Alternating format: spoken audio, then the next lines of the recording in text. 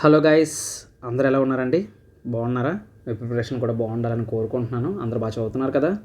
So అయితే మనం already ఒక పేపర్ని కంప్లీట్ చేసాం. సో ఇంకొక కొత్త పేపర్ తోటి మనం వచ్చేసామండి. సో క్వశ్చన్స్ అయితే ఎలా అడుగుతాడో చూద్దాం. అండ్ ఈ పేపర్ తర్వాత ఏంటంటే ఎన్టీపీసీ పేపర్ అనేది సాల్వ్ చేద్దామని అనుకుంటున్నాను. అంటే చాలామంది అడుగుతున్నారు అన్నమాట. So bro, RPF paper, group D paper కొంచెం ఈజీగా ఉంటాయి కానిస్టేబుల్ లెవెల్లో, లెవెల్ 1 కదా. సో మనకి లెవెల్ 5 లెవెల్ 6 పోస్టులు అడిగే క్వశ్చన్స్ అయితే ఎలా ఉంటాయి అని చెప్పేసి అని అడుగుతున్నారు. సో ఆ పేపర్ కూడా సాల్వ్ చేద్దాం మనం. ఓన్లీ మ్యాథ్సే. నేనేంటంటే యాక్చువల్గా అన్ని క్వశ్చన్లు చెప్దాం అనుకున్నాను. ఫిజిక్స్, కెమిస్ట్రీ నాకు బాగొచ్చు. సో అవి కూడా చెప్దాం అనుకున్నాను. కాకపోతే మన వాళ్ళు మ్యాథ్స్కి ఎక్కువ భయపడిన వాళ్ళు ఉన్నారండి. సో అందుకని చెప్పి నేను ఇది స్టార్ట్ చేశాను అనమాట. సో అందుకని మ్యాథ్స్ మీద ఫోకస్ చేశాను నేను. ఎలాగైనా ఈసారి మ్యాథ్స్ని కంప్లీట్గా మన వాళ్ళకి ఫుల్ కాన్ఫిడెన్స్ తెప్పించాలని. సో అయితే మరి ఇంకెందుకు ఆలస్యం, మరి ఇంకా క్వశ్చన్లోకి వెళ్ళిపోదాం. ఫస్ట్ క్వశ్చన్ ఇక్కడ ఎగ్జామ్లోని, ప్రీవియస్ ఇయర్ ఎగ్జామ్లోని మనకు ఫస్ట్ క్వశ్చనే మ్యాథ్స్లోది అడిగాడు. చూద్దాం, చదవండి ఒకసారి question. Last year Ranjan's monthly salary was 34,500. Okay. And this year his monthly salary was 38,640 rupees. Okay, అంటే మనోడికి శాలరీ పెరిగిందన్నమాట. What is the percentage increase? Okay, ఎంత పర్సంటేజ్ ఇంక్రీజ్ అయిందని అడుగుతున్నారు. సింపుల్ అండి, మొత్తం క్వశ్చన్ చదవాల్సిన అవసరం లేదు. 34,500 ఉండే శాలరీ 38,000 అయ్యిందంటే ఎంత? ఇక్కడ ఒక 500, అక్కడ ఒక 3,000, 3,500, 4,000, 4,000, ఒక 100, 40. మరి అంతే, అలా అలా చేసేయాలి మరి అప్పటికప్పుడు. 4,140 రూపాయలు పెరిగింది అడిగి. ఎంత మీద పెరిగింది? 34,500 మీద పెరిగింది. ఎప్పుడైనా పర్సంటేజ్ ఇంక్రీజ్ అడిగితే ఇంటూ 100 చేయాలి. సో చేసండి, క్యాన్సిలేషన్ చేసండి. 2 సున్నాలకి 2 సున్నాలకి క్యాన్సిల్ అయిపోద్ది. ఈ నెంబర్ని చిన్నది చేసేసుకోండి. 5 టేబుల్లో క్యాన్సిల్ అయిపోతుంది కదా. 5 8s are 40, 5 2s are 10, 5 8s are, ఇది కూడా క్యాన్సిల్ అయిపోతుంది కదా. 5 6s are 30, 5 9s are. చూడండి, ఇక్కడ 9 ఉంది, ఇక్కడ 8 ఉంది. 9 టేబుల్లో 8 ఎప్పుడు వస్తుంది? 9 2s are 18 కదా. ఇప్పుడు 69ని డబల్ చేస్తే మనకి 69 2s are సరిపోతుంది, చిన్నది అయిపోతుంది కదా. 2 సరిపోతుంది కాబట్టి ఇంకెప్పుడు వస్తుంది? 12 వస్తుంది. అంటే 69 ఇంటూ 12 చేస్తే మీకు ఆన్సర్ వస్తుంది. ట్రై చేయండి. 69 ఇంటూ 12 ఎంత అవుతుంది? చూడండి, 2 9 8 2 8. సో వచ్చేసింది 69 1s are 69 12s are 12%. నేను ఎలా చెప్పానంటే యాక్చువల్గా నేను మల్టిప్లికేషన్ ఇలా చేస్తానండి. అదేంటంటే ఇలా రాసుకొని నేను ఏంటంటే మైండ్లో చేసుకుంటాను అనమాట. 9 2s are 18, అందుకే 8 వేస్తాను అక్కడ డైరెక్ట్గా. మీరు అనుకోవచ్చు 8 డైరెక్ట్గా లెగేస్తారని. సో 1 ఎప్పుడు నేను మైండ్లో క్యారీ చేసుకుంటాను. ఇప్పుడు క్రాస్ మల్టిప్లికేషన్ చేసామనుకోండి, 6 2s are 12, 12 + 9 ఎంత అవుతుంది? ఇప్పుడు 12 + 9 22 కదా, సారీ 21 కదా. సో 21 + 1 ఏమవుతుంది? 22 కదా అవుతుంది. సో మళ్ళీ 2 క్యారీ చేసుకున్నాను. 6 1s are 6, 6 + 2 8. సో ఆ విధంగా చేశాను అనమాట. మళ్ళీ మీరు అనుకోవద్దు ఏదో ఇక్కడ డైరెక్ట్గా వేస్తానని. ఓకేనా?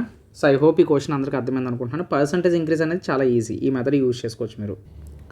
సో నెక్స్ట్ క్వశ్చన్ మనం చూసినట్లయితే, సో ఇది మనకి పార్ట్నర్షిప్కి సంబంధించింది. ఏబిసి అంట ఒక బిజినెస్ని స్టార్ట్ చేశారు.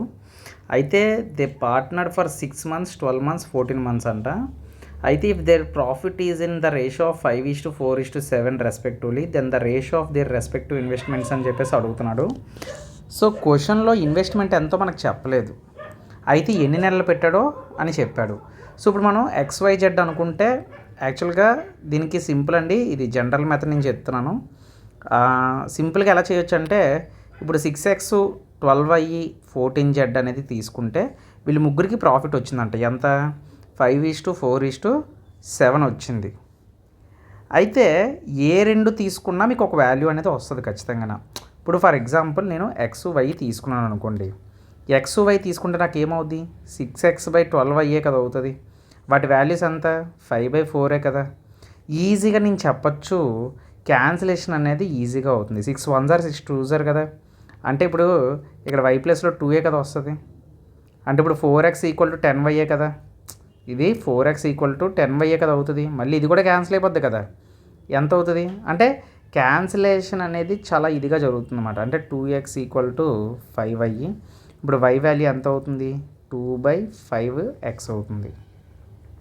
అంటే ఇక్కడ మీరు ఇన్వెస్ట్మెంట్ ఏంటి? ఇక్కడ ఇన్వెస్ట్మెంట్ని x అనుకుంటున్నారు, x రూపీస్ అనుకుంటున్నారు.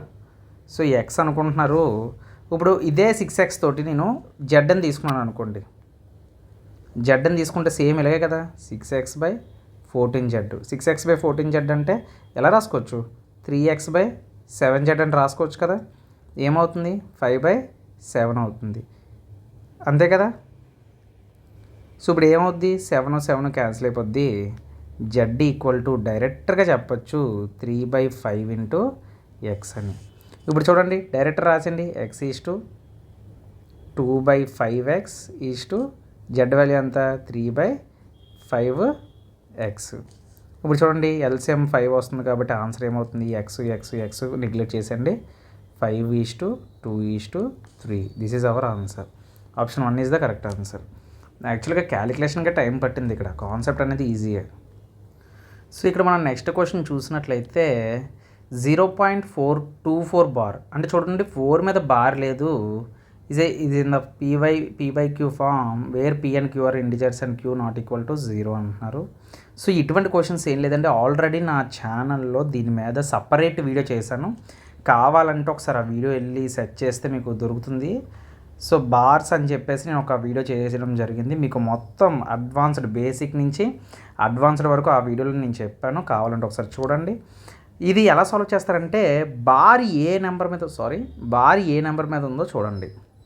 ఎప్పుడైనా సరే ఇలాంటి ప్రాబ్లమ్స్ ఇచ్చినప్పుడు, బార్ ప్రాబ్లమ్స్ ఇచ్చినప్పుడు ఇచ్చిన నెంబర్ని డైరెక్ట్గా రాసేయండి. ఇప్పుడు డైరెక్ట్ రాశారు కదా, ఇప్పుడు ఏ నెంబర్ మీద బార్ లేదో ఆ నెంబర్ని మైనస్ చేసేయండి, అంటే -4. ఇప్పుడు 4 మీద బార్ లేదు కదా, అందుకే నేను -4 అని రాశాను. డివైడెడ్ బై ఎన్ని నెంబర్ల మీద బార్ ఉందో అన్ని 9 పెట్టండి. రెండు నెంబర్ల మీద బార్ ఉంది కాబట్టి 2 9 పెట్టాను. ఒక నెంబర్ మీద బార్ లేదు కాబట్టి 0 పెట్టాను. ఓకేనా. ఇప్పుడు 420 అంటే ఇప్పుడు 424లో 4 తీసేస్తే 420 ఉంటుంది, 99 0 ఉంటుంది. 0 0 cancel, 3 1s are 3, 3 4s are 3 3s are. So this is our answer. Option 1 is the correct answer. చాలా ఈజీ అండి, బార్ ప్రాబ్లమ్స్ అనేవి మనకు ఖచ్చితంగా అడుగుతాడు. సో చాలా ఈజీ ఇవి. ఈ పేపర్లో కొన్ని క్వశ్చన్స్ హిందీలో ఇచ్చాడండి, కాకపోతే ఇక్కడ క్వశ్చన్ చూసినట్లయితే మనం హిందీలో ఇచ్చిన కొంచెం అర్థం అవుతుంది. అంటే రేషియో అడుగుతున్నాడు అనమాట, 2 ఎక్స్ప్రెషన్స్ ఇచ్చి మనకి రేషియో అనేది అడుగుతున్నాడు అనమాట. సో ఈజీయే మనం చెయ్యాలంటే. sin² 22 + sin² 68 సింపుల్గా నేను చూడగానే అర్థమైపోతుందండి. sin² 22 డిగ్రీస్ని అలా ఉంచేసి ఈ sin² 68 డిగ్రీస్ని ఏం చేయాలంటే 90 - 22 అని రాసుకోవచ్చు కదా. అప్పుడు sin 90 ఏమవుతుంది, cos² 90 కదా అవుతుంది, అంటే cos² 22 డిగ్రీసే కదా. అప్పుడు ఇక్కడ ఉన్నది ఎంత, sin² 22 degrees. So sin² + cos² value ఎంతో మనకు తెలుసు, ఇలా ఉంటే దీని వాల్యూ 1. ఓకేనా. సిమిలర్గా ఇక్కడ చూడండి cos² 33 డిగ్రీస్ని అలా ఉంచి దీన్ని ఏమని రాసుకోవచ్చు, cos 90 - 33 అని రాయొచ్చు కదా. cos 90 - అంటే అప్పుడు cos² 33 డిగ్రీస్ + sin² 33 డిగ్రీసే కదా అవుతుంది. అప్పుడు దీని వాల్యూ కూడా ఏమవుతుంది, 1. అంటే ఈ రెండు కూడా ఎలా ఉన్నాయి, 1:1 రేషియోలో ఉన్నాయి. సో ఈ విధంగా ట్రిగ్నోమెట్రిక్ ప్రాబ్లమ్ని మనం చేయొచ్చు. సో ఇంకో ప్రాబ్లం చూడండి, ఇక్కడ ఇంకో ప్రాబ్లం మనకి ఏమడుగుతున్నాడంటే which of the following is divisible by 4 and 8 అంటున్నాడండి. 4కి 8కి డివిజిబుల్ రూల్ ఏం లేదండి. ఇచ్చిన ఆప్షన్స్ మీరు గమనించినట్లయితే ఆప్షన్స్లో లాస్ట్ 2 డిజిట్స్ మీకు 4తో డివిజిబుల్ అవుతుందా లేదో చూడండి. 82 అవుతుందా, అవ్వదు. 42 అవుతుందా, అవ్వదు. 24 అవుతుంది. 42 అవుతుందా, అవ్వదు. So option 3 is the correct answer. ఆ విధంగా చెప్పొచ్చు. 8 కావాలంటే లాస్ట్ 3 నెంబర్స్ చూసుకున్నా సరిపోతుంది. సో నెక్స్ట్ క్వశ్చన్ చూడండి, ఇక్కడ మనకి వాల్యూమ్ అడుగుతున్నాడు. వాల్యూమ్ ఆఫ్ ద స్పియర్ అంటున్నాడు. వాల్యూమ్ ఒక స్పియర్ 3π ఇచ్చేసాడు. డయామీటర్ ఎంత అని అడుగుతున్నాడు. డయామీటర్ ఎప్పుడైనా గుర్తుపెట్టుకుంటే డయామీటర్ అంటే 2 × r. ఎందుకంటే మనం ఎప్పుడైనా రేడియస్ చేసినప్పుడు చూడండి డయామీటర్ బై 2 అని చెప్తాం. అంటే ఈ రెండు ఫార్ములాస్ అనేవి చాలా important. So volume of the spear చూసినట్లయితే 4/3 πr³. ఓకేనా. సో ఈజ్ ఈక్వల్ టు 36π అని ఇచ్చేసాడు. పైకి క్యాన్సిల్ అయిపోతుంది, 3 అటు వెళ్తే మనకి ఇక్కడ 4 కూడా క్యాన్సిల్ అయిపోతుంది. 4 1s are 4 9s are 3 9s are ఎంత అవుతుంది, 27. అంటే r³ = 27. అప్పుడు r = ఎంత అవుతుంది, క్యూబ్ రూట్. అప్పుడు క్యూబ్ రూట్ ఆఫ్ 27 అంటే మనకి 3 అండి. అందుకే నేను డైరెక్ట్ రాసేస్తాను r = 3 అని. r = 3 అంటే ఏమవుతుంది, డయామీటర్ అడిగాడు కాబట్టి 2 × 3 అవుతుంది, 2 3 6. So option 4 is the correct answer. So ఇలాగ మనం డైరెక్ట్గా అటాక్ చేయవచ్చు. ఫాస్ట్గా చేయాలండి. సో అందుకని క్వశ్చన్ ఇవ్వగానే మనం అర్థం చేసుకోవాలి. సో ఇక్కడ మనం సింప్లిఫై అని అడుగుతున్నాడండి. సింపులే యాక్చువల్గా చూసిన వెంటనే మీరు చేస్తారు, ఇంకా నేను చెప్పినా పర్లేదు ఈ క్వశ్చను. ఎందుకంటే 3 to the power of 6 + 2 to the power of 6 అని చేయాలి. కాకపోతే ఇక్కడ మనం ఏంటంటే 2⁶ ఈజీగా చెప్పొచ్చు ఇది 64 అని, ఓకేనా. కాకపోతే ఇక్కడ 3⁶ అంటే నాకు 27, అంటే 3 3 9, 9 3 27, 27 3 81, 81 3 243, నాకు అక్కడ వరకు తెలుసు. అంటే 243 ఇంటూ మళ్ళీ ఇంకో 3 చేయాలన్నమాట. 3 3 9, 3 4 12, 3 2 6 7, 729, అంటే 729 + 64 అంటే 793. So option 2 is the correct answer.